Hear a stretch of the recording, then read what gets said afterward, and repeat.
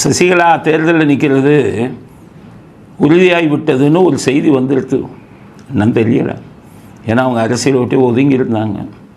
அவருடைய சகோதரர் திவாகர் அவர் கொஞ்சம் இதானவர், ஸ்ட்ரைட் ஃபார்வர்டவர், எந்த ஒரு விளம்பரத்துக்கும் வரமாட்டார், எந்த பிரச்சனையிலையும் அவர் பேர் அடிபடாது அப்படி இருந்தவர். அவர் அவங்கள கூப்பிட்டு அரசியலே வேணாம், உன் சொத்தெல்லாம் நான் காப்பாற்றுறேன் அப்படின்னு சொல்லி அவங்க குடும்பத்துக்குள்ளே நிறையா இது இருக்க பிரச்சனைகள், அந்த பஞ்சாயத்தெல்லாம் என்கிட்ட வந்தது, குடும்ப பஞ்சாயத்து. நான் தான் ஒதுங்கிவிட்டேன். சரி, அவங்களுக்குள்ளே உள்ள பிரச்சனை நம்ம தலையிட வேணாம் அப்படின்னு வழக்கே வந்தது, வழக்கு போட சொல்லியே வந்தது. நான் இது பண்ணிக்கல. அந்த மாதிரி அவங்க இதில் இருந்ததில்லை. எல்லாத்தையுமே யார் பிரச்சனையும் இல்லாமல் திவாகர் அவர் தான் காப்பாற்றி அவங்கள வச்சுருக்காங்க. அவங்க இத்தனை வருஷமாக அவங்க தேர்தலை பற்றி பேசலை, போட்டியிடுறதை பற்றி பேசலை. ஆனால் திடீர்னு எலெக்ஷன் ஆரம்பிக்கும் போது இப்போ பேசுகிறாங்க. ஏன் பேசுகிறாங்கன்னா, அதிமுக பலமாயிடுச்சு, டிடிவி தினகரன் அவர் பக்கம் போயிட்டார், இப்போ எடப்பாடி பக்கம் ஓபிஎஸ்ஸையும் டிடி தினகரனோட சேர போகிறாரு. அப்போ ஒட்டுமொத்த அதிமுக ஓட்டும் சேர்ந்துருச்சுன்னா, பாஜக ஓடும் சேர்ந்துச்சுன்னா நிச்சயம் இவர்கள் வெற்றி பெற்று விடுவார்கள்ங்கிற பயம் ஸ்டாலினுக்கு சசிகலாவுக்கு அத்தனை பணத்தையும் கொடுத்து தனியாக நின்று அதிமுக வாக்கை பிரியுங்கள்னு சொல்லியிருக்கிறதா ஏற்கனவே சொன்னோம். கட்சி ஆரம்பிக்கணும்னா ஏற்கனவே அவங்க தம்பி ஆரம்பித்த கட்சி பேருக்கு அதெல்லாம் உங்களுக்கு பதிவு செய்யப்படலை, பேருக்கு வச்சுருக்காங்க. அண்ணா திராவிட மக்கள் கழகம் அப்படின்னு பேர் வச்சுருக்காங்க, அதிக அப்படின்னு. ஸோ அதை வச்சுக்கிட்டு எலெக்ஷனில் நிற்கலாம். இப்போ அவர் உசிலம்பட்டியில் போட்டி போட போகிறாருன்னு ஒரு செய்தி வந்திருக்கு. உசிலம்பட்டி ஒரு பெரிய முக்கியமான தொகுதி, இன்றைக்கி இருக்கிற இளைஞர்களுக்கு தெரியாது. பசும்பொன் முத்துராமலிங்க தேவர் முதுகுளத்தூரில் நிற்பார் எப்போவுமே. அருப்புக்கோட்டை பார்லிமெண்ட்டு தொகுதியில் 2 தொகுதியில் நிற்பார். அவர் உயிருடன் இருந்தவரை அவர் தோக்கடிக்கவே முடியலை, கடைசி வரை ஜெயித்தார். அதே மாதிரி அவருடைய சிஷியர் தான் மூக்கையா தேவர். அவர் எப்போவுமே உசிலம்பட்டியில் தான் நிற்பார். உசிலம்பட்டியில் ஜாதி இதே பார்க்காம எல்லாருமே அவருக்கு ஓட்டு போடுவாங்க. அந்தளவுக்கு உசிலம்பட்டி தொகுதியை வச்சுருந்தார். அந்த தொகுதியில் போய் சசிகலா நிற்கிறாங்க. சசிகலா தஞ்சாவூரை சேர்ந்தவர். உசிலம்பட்டிக்கு அவருக்கு இதுக்கு முன்னாடி அறிமுகம் இல்லை. ஆனால் அவர் மூக்கையா தேவருக்கு கொடுத்த ஆதரவு மாதிரி அந்த மக்கள் கொடுப்பாங்கங்கிற நம்பிக்கையில் போய் இவர் இதில் நிற்கிறார் உசிலம்பட்டியில். நிச்சயமாக சொல்கிறேன், உசிலம்பட்டியில் நீங்கள் தனித்து நின்றால் வெற்றி பெறுவது கடினம். அதனால் முடிவை மாற்றுங்க. இதுக்கிடையில் இன்றைக்கி போயஸ் கார்டனில் மீட்டிங்கெல்லாம் வச்சுருக்காங்க. இன்னொரு செய்தி இருக்காது, உண்மையாக பொய்யான்னு தெரியல. ஜெயலலிதா அவர்களின் வீடு ஏலத்துக்கு வந்தால் எத்தனை கோடி ஆனாலும் அதை வாங்கி விடுவது என்று சசிகலா முனைப்பில் இருக்கிறார். அது அவங்க இங்கே சசிகலா 11 கிரவுண்டு போயஸ் கார்டனில் வாங்கினதுக்கு காரணமே 11 to 15 கிரவுண்டுன்னு நினைக்கிறேன். சசிகலாவுக்கும் ஜெயலலிதா அவர்களுக்கும் ஏற்பட்ட மோதலில் தான் அவங்க வாங்கினாங்க. ஏன்னு கேட்டீங்கன்னா, ஜெயலலிதா அவர்கள் வீடை தனக்கு எழுதி வைக்கும்படி அவர் கோரிக்கை வைத்திருந்தார். ஜெயலலிதா அவர்கள் ஒத்துக்கலை. உயிரோடு இருக்கிறவர் ஒரு உயிரை எழுதலை யாருக்குமே. இவர் எவ்வளவோ கேட்டார், உங்கள் கூட இத்தனை வருஷமாக இருக்கேன், முடியாதுன்னு சொன்னோன்னே அந்த கோவத்தில் தான் அவங்க வீட்டுக்கு எதிர்க்கையே 11 to 15 கிரவுண்டு இருக்கும். அதை இவங்க போட்டியாக வாங்கினாங்க. அவங்க இறந்தோடனே அதை பெரிய அளவில் கட்டி இப்போ அங்கே தான் குடியிருக்காங்க. அதை இன்கம் டேக்ஸ் வருமான வரித்துறை போய் அட்டாச் பண்ணாங்க. இவங்க பிஜேபியில் முக்கியமான ஆள், யார் புதுசாக எனக்கு தெரியும், பிடிச்சி அதுக்கு ஃபைனை கட்டிட்டு திருப்பி அதிலே உள்ளே போயிட்டாங்க. இப்போ அவங்க ரொம்ப நாளாக வாழ்ந்த வீடு இந்த போயஸ் கார்டனால் அதை எப்படியாச்சும் வாங்கிடலாம் அப்படிங்கிற முனைப்பில் இருக்கிறதா செய்தி. அதிமுக தலைவர் தான் சொல்லலை, அவங்க ஜெயலலிதாவை பற்றி இதை பற்றி யாரை பற்றி யோசிக்கிறது, வீடாவது மண்ணாங்கட்டியாவது நம்ம கொள்ளையை சொத்தை காப்பாற்றுவோன்னு அவங்க இருக்காங்க. அதனால் ஜெயலலிதா அவர்களின் வீடு ஒரு வேலை இடத்துக்கு வந்தால் சசிகலா எடுத்து விடுவார் என்ற ஒரு பேச்சும் இருக்கிறது. அது இருக்கட்டும். ஏன்னா ஜெயலலிதாவை காப்பாற்ற அவரால் பயன்பெற்ற மந்திரிகளும் அதிமுக தலைவர்களுமே கவலைப்படாத போது மற்றவங்களை கவலைப்பட்டு என்ன பண்ண. அதனால் எது எப்படி வேண்டானாலும் நடக்கட்டும். ஆனால் சசிகலா அவர்களுக்கு நான் கோரிக்கை வைக்கிறேன், அதிமுகவுக்கு துரோகம் பண்ணாதீங்க. ஸ்டாலின் பேச்சை கேட்டு தனியாக நின்று அதிமுகவை நீங்கள் பிரிக்க வேண்டும் என்று நினைத்தால் அத்துடன் உங்கள் அரசியல் வாழ்க்கை அஸ்தமனமாகிவிடும். எல்லா அதிமுக தொண்டர்களும் உங்களை ஒரு துரோகியாகத்தான் பார்ப்பார்கள். அப்படிங்கிறத சசிகலாவுக்கு நம்ம செய்தியாக பதிவு செய்ய விரும்புகிறோம். அடுத்தது அதிமுகவை சேர்ந்த முன்னாள் மந்திரி சீனிவாசன் அவர் இன்றைக்கி ஒரு செய்தியை சொல்லியிருக்காரு. எங்களுக்கும் விஜயகாந்த் கட்சிக்கும் உடன்பாடு ஏற்படலை பேச்சுவார்த்தையில். அதனால் நாங்கள் ஒதுக்கிக்கிட்டோம். இப்போ அவங்க பாஜகவோட தலைமையோட பேசிக்கிட்டு இருக்காங்கன்னு சொல்லிட்டு ஒன்றிய அமைச்சர் பதவி கேட்குறாங்க. இந்த ஒன்றியங்கிற வார்த்தையை அதிமுககாரன் சொல்லலாமா? இந்த சீனிவாசனுக்கெல்லாம் எப்படியா மந்திரியாக இருந்தீங்க நீங்கள்லாம்? உங்கள் கீழே எத்தனை ஐஏஎஸ் ஆஃபீஸர்? ஒன்றியங்கிற வார்த்தை திமுககாரன் சொல்கிற வார்த்தை.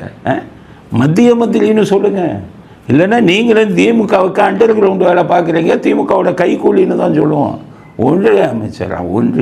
ஒன்றியங்கிறதுக்கு அர்த்தம் தெரியுமாயா உங்களுக்கெல்லாம்? திமுககாரனுக்கு தான் தெரியாது, எல்லாம் படிக்காத. உங்களுக்கு தெரிய வேணாம். ஒன்றியத்துக்கு அர்த்தம் தெரியுமா? பிடிஆருங்கிறாருன்னு சொல்லிட்டு ஒன்றியம்ங்கிறது சிறிய பகுதின்னு சொல்லியிருக்கேன். எல்லா முட்டாள்களும் சேர்ந்து மத்திய அரசாங்கத்தை ஒன்றியம்னா நீ ஒன்றிய சார்பு அரசு. நான் அதை தான் சொல்கிறேன். அவன் ஒன்றிய அரசுனா நீ ஒன்றிய சார்பு அரசு, ஒன்றிய மாநில அரசுன்னே சொல்லக்கூடாது. இப்போ இவங்களுக்கும் சொல்கிறேன், இவங்களுக்கு அதிமுககாரனுக்கு திமுக அரசாங்கத்தை ஒன்றிய சார்பு அரசுன்னு சொல்லு. அவன் ஒன்றிய அரசு மந்திரி கேட்குறாங்களாம். யார் ஒன்றிய மந்திரி கேட்குறாங்கன்னு சொல்கிறாங்க. ஸோ அவங்க தான் சொல்கிறேன்ல, எம்பி கேட்பாங்க, இப்போ மந்திரி கேட்குறாங்க. அது சம்மந்தப்பட்டவங்க முடிவு செய்ய வேண்டியதுதான். இதுக்கு இடையில் அவங்க பத்திரிகையாளர்களை பிரேமலதா தாக்கிக்கிட்டே இருக்காங்க. அவங்ககிட்ட இருந்து பத்திரிகையாளருக்கு பாதுகாப்பு இல்லை. இன்றைக்கி மீட்டிங் போட்டிருக்காங்க, அதில் ஒரு கட்சிக்காரவங்களை பேச வச்சுருக்காங்க. இந்த வீடியோவை பாருங்கள். மறுபடியும் சொல்கிறேன், ரொம்ப கோபம் வருது, சரியில்லை, திருத்திக்கோங்க, திருந்துங்க. ரொம்ப எனக்கு டென்ஷன் ஆகுது, நல்லா இல்லை. நாளைக்கு வீடு பூந்து அடிக்க வேண்டிய சூழ்நிலை வந்துடும். கண்டிப்பாக சொல்கிறேன், நடக்கும். அவ்வளோதான் சொல்கிறேன். ஸோ பத்திரிகையாளர்கள்லாம் தாக்கணும்னு பிரேமலதா பண்ணுறாங்க. பத்திரிகையாளர் சங்கத்துக்கு நான் சொல்லியிருக்கேன், எல்லாம் சேர்ந்து எலெக்ஷன் கமிஷனுக்கு கம்ப்ளைண்ட் எழுதுங்க. அவங்க பிரேமலதா தன்னுடைய கட்சியை வச்சுக்கிட்டு அவர்களுக்கு எதிராக பேசும் பத்திரிகைக்காரர்களை கொலை செய்வதற்கு முயற்சி செய்கிறார். இந்த மாதிரிலாம் பேச வைக்கிறாங்க. இந்த அரசியல் கட்சியுடைய இதை நீங்கள் ரத்து செய்யுங்க அப்படின்னு எழுதுங்க. அதனால தான் சொல்கிறேன், இதெல்லாம் தப்பு இல்லை. உங்களை பற்றி பேசக்கூடாதா? நீங்கள் என்ன தப்புன்னு சொல்லக்கூடாது, ஆள் வச்சு அடிப்பீங்களா? அதனால் பிரேமலதா அவர்களுக்கு மறுபடியும் கண்டனத்தை சொல்கிறேன், நல்ல அரசியலை எதிர்ப்பு செய்யுங்க. மற்றவங்களை இது பண்ணிவிட்டு யார் பேசினாலும் அடிக்க போவீங்களா, வெட்டுவீங்களா, குத்துவீங்களா? மற்றவங்கெல்லாம் அவங்களுக்குன்னு ஒரு இது இருக்குல்ல. அதனால் எல்லோரும் நான் சொல்கிறேன், நீங்கள் இதுக்கு இவங்ககிட்ட எல்லாம் பேசியிருக்கேன், பிடிஐ இவங்ககிட்ட எல்லாம் அவங்க மேலே கம்ப்ளைண்ட்டை கொடுங்க. எலெக்ஷன் கமிஷனில் இந்த மாதிரி ஆளை வச்சு மிரட்டுறாங்க, பத்திரிகையாளர்களை பேசுகிறவங்களை எதிராக அடிப்பேன், வெட்டுவேன், கொலை பண்ணுவேன்னெல்லாம் ஆளை வச்சு பேசுகிறாங்கன்னு கம்ப்ளைண்ட் கொடுங்கங்கிறது கொடுத்துருக்கோம். பிரேமலதா அவங்களுக்கு சொல்கிறேன், நாகரிகமான அரசியல் நடத்துங்கள். இல்லாட்டா உங்கள் கட்சி வந்துக்கிட்டு சட்ட ரீதியாக இதாகிடும் அப்படிங்கிறத எங்களுடைய அடுத்த கருத்தாக பதிவு செய்ய விரும்புகிறோம். அடுத்தது காங்கிரஸுகளை என்ன அரசாங்கத்தில் பங்கு அப்படிங்கிற பேச்சுக்கே இடம் இல்லைங்கிறார். யார் சம்மந்தம் இல்லாத யார் கட்சி விட்டு கட்சியாக மாறினார்ல ராஜகண்ணப்ப. உங்களுக்கு திமுக தலைமை முடிவு செய்யும். நீங்கள் யார் கூட்டணியை பற்றி பேசுகிறதுக்கு? ஜெயலலிதா இருக்கும்போது கூட்டணியை பற்றி பேசியிருந்தா என்ன ஆயிருக்கும்? எப்படி கொடிவுரிச்சிங்க ஜெயலலிதா அவர்களுக்கு? என்னென்ன 91லேருந்து மந்திரியாக இருந்து என்னென்ன வேலை பண்ணீங்க? கதையாக இருக்குது உங்கள் மேலே. இப்போ வந்துக்கிட்டு என்னென்னா கூட்டணிங்கிற பேச்சுக்கே இடம் இல்லையா? இவர் ராமநாதபுரத்தில் முதலத்தூர் தொகுதியில் நிற்கிறாரு. முதல்ல அங்கே ஜெயிக்கலைங்களான்னு பாருங்கள். முதல்ல அது எங்கள் ஜாதி பிரவினை உருவாக்கிக்கிட்டு ஜெயிச்சுக்கிட்டு இருக்கிற ஆள் நீங்கள் கிடையவே கிடையாதான். என்னென்னு கேட்டிங்கன்னா, இப்போ போன தடவை அவங்க 100 தொகுதி ஜெயிச்சாங்களாம். அப்படியும் காங்கிரஸுக்கு கூட்டணியில் கொடுக்கலையாம். இந்த தடவை 150 கோடி ஜெயிக்க போகிறாங்களாம். 150 கோடி ஜெயிக்க போகிறேன்னு சொல்கிறதுலேருந்து நீங்கள் அரசியல்வாதிக்கே லாயக்கில்லை, அரசியல் நிலவரமே தெரியலைன்னு தானே அர்த்தம்.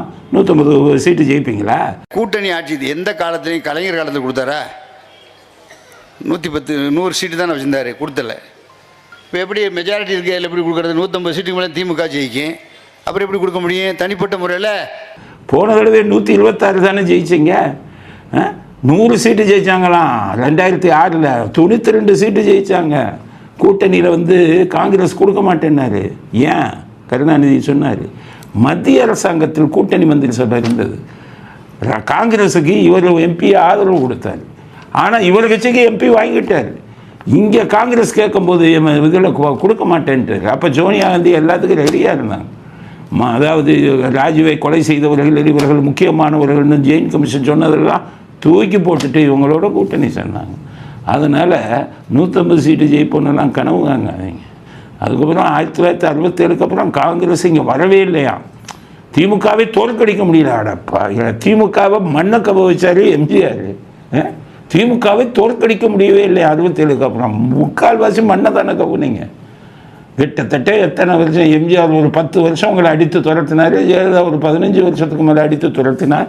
கேட்டால் மண்ணை எங்களை வந்து தோற்கடிக்க முடியவில்லை. அப்பட்டமான பொய்யை பேசுகிறீங்க அப்படின்னு. அதனால் காங்கிரஸுக்கு கூட்டணியில் கொடுப்பீங்களா இல்லையாங்கிறது அது உங்களுடைய முடிவு. நீங்கள் ஜெயிச்சா தானே மந்திரி சபையில் கொடுப்பீங்க. அதனால் கண்ணப்பனுக்கு சொல்கிறேன், முதல்வரில் ஜெயிக்கிறீங்களான்னு பாருங்கள். அங்கே பசங்கள்லாம் ரெடியாக இருக்காங்க உங்களுக்கு இது கட்டுறதுக்கு. அதனால் பிரியாவிடை கொடுக்க போகிறாங்க உங்களுக்கு. உங்கள் ஜாதி பக்க அரசியல் இன்னமும் செல்லாது அப்படிங்கிறத. ராஜகண்ணா பேர் முதல்ல கண்ணப்பண்ணு தான் வச்சார். ராஜகண்ணப்பன் இந்த நியூமராலஜிக்காரங்க சொன்னாங்கன்னு ராஜகண்ணப்பன் என்று வைத்து கொண்டார்.